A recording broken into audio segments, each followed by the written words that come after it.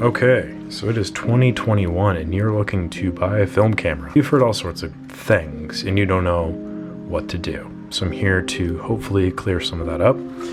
I have with me here the AE-1 and the A-1. I don't have a program because I think the AE-1 program is better than the AE-1 in certain aspects, but I think that whatever the AE-1 program does, the A1 just does so much more and so much better.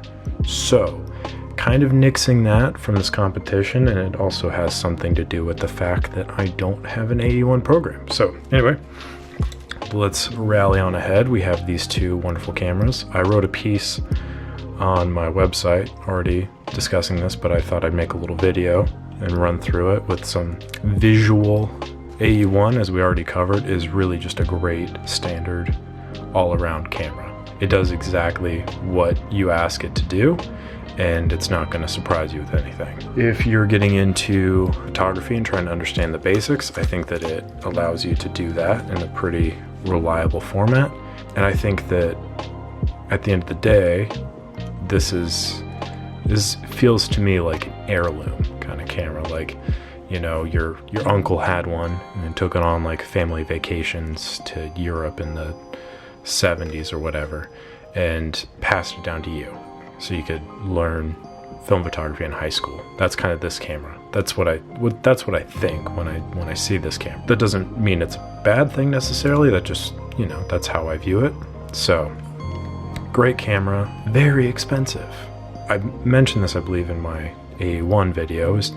They're very expensive, and I feel like for the amount that you're going to pay for one of these, you could just as easily get one of these.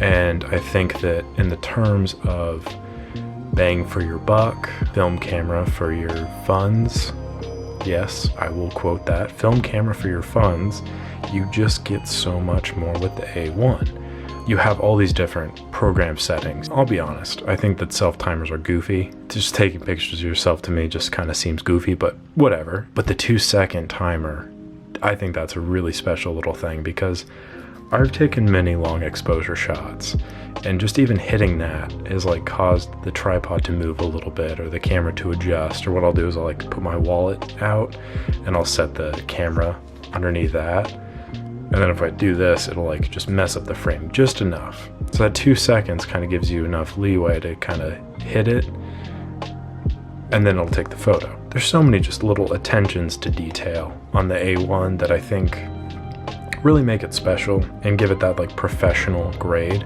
The other thing too is I think the electronics in the A1 are a lot more reliable.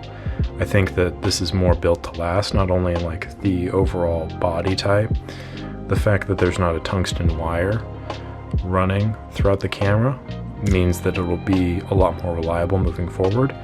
And then I think that it has quite literally the best light metering system in any SLRs, certainly any of the older SLRs. And you can read in great detail why that is. I think I'll probably go through that when I get an A1 that I can take apart more effectively. And then the other thing too that I would just like to point out, this is a great beginner camera as well. Like, it gives you just the full auto exposure, so that way you don't have to necessarily learn right off the bat. Like, you're not being cast into the fire.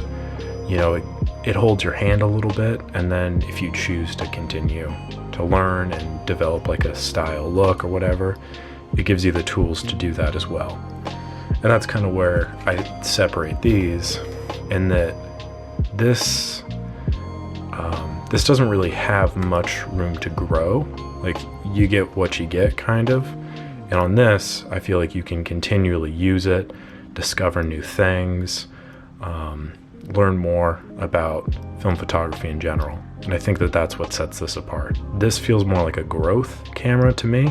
This feels more like you get what you pay for, which is perfectly fine. I just think that that's something worth noting moving into it. I think if you're going to be spending as much as these go for, likely if your budget is anything like mine, you're probably not going to be buying many more cameras. So you're probably going to be buying a camera, a lens, maybe a couple lenses, and you might just be settling with that camera, which is totally fine.